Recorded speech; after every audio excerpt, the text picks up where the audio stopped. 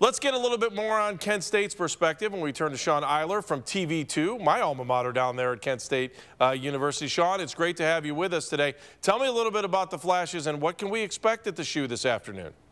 Well, thank you. The shoe's going to be very interesting this afternoon. We have a very heavily underdogged Kent State team, but don't let them, don't count them out just yet. While they do have their struggles this season, they're 0-2 so far. OSU still has their struggles as well. Now, by no means am I saying, that Kent State's going to win.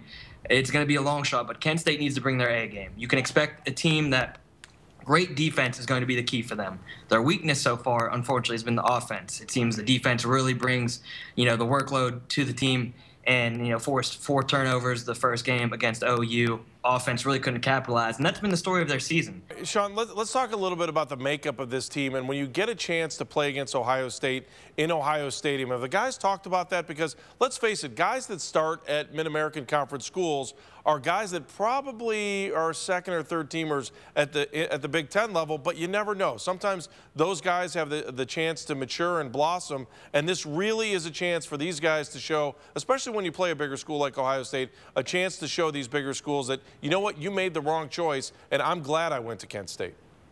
Absolutely. I mean, one guy that sticks out in my mind is Nate Hawley. He's the safety on the defense, sophomore. And I'll get to it in a second. Their twin brothers are on the team, Nate and Nick Hawley. Nick is the sophomore running back filling in for the injured Trayon Durham right now. Nate, he had led the nation first week, and when he had OU, he had 18 tackles that was tied in the nation in all of D1. The kid's just a menace. He's just all over the field making tackles. Really a run-stop guy on defense. Look for him to be a big impact in the game and somebody that may flow underneath their radar just because he is an underclassman. Look for Colin Reardon to come back and have a good game as well. He's a redshirt sophomore quarterback. While he didn't have the performance he had wished against Southern Alabama, he shows the kind of promise where I've watched him all last year in his first year starting as a redshirt freshman to coming into this year.